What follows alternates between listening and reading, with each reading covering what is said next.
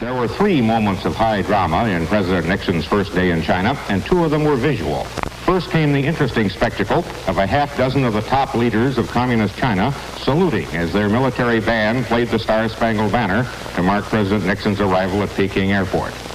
Then came the answer to the question of why Mr. Nixon was 3 hours late this afternoon for his appointment with Zhou Enlai. He had been to Chairman Mao's house for a 1-hour conversation. And finally, tonight, the dinner in the Great Hall of the People. That began with several rounds of handshaking and formal pictures, and many courses of China's best food, and apparently relaxed small talk between the Nixons and Premier Zhou, the host. And then Zhou went to the microphones for his toast.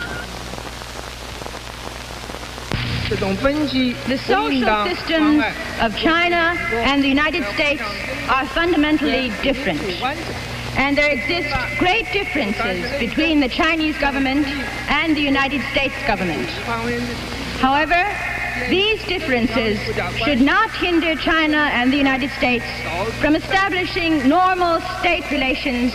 We hope that through a frank exchange of views between our 2 sides, to gain a clearer notion of our differences and make efforts to find common ground, a new start can be made in the relations between our 2 countries.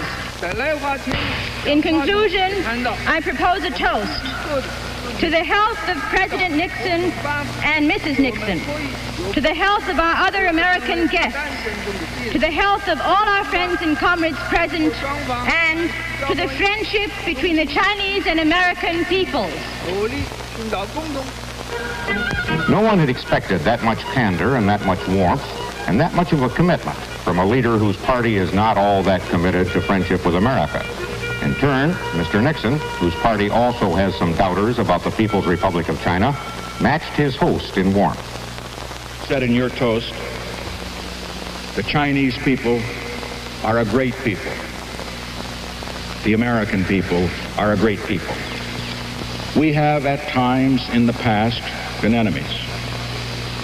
We have great differences today. What brings us together is that we have common interests which transcend those differences. And so let us, in these next 5 days, start a long march together, not in lockstep, but on different roads leading to the same goal. The goal of building a world structure of peace and justice in which all may stand together with equal dignity, and in which each nation, large or small, has a right to determine its own form of government, free of outside interference or domination. I ask all of you present to join me in raising your glasses to Chairman Mao,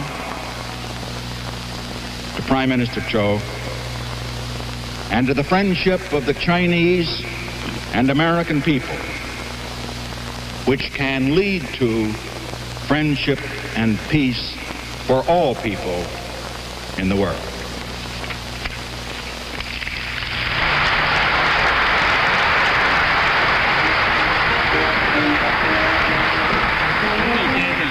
A rather spectacular dinner party.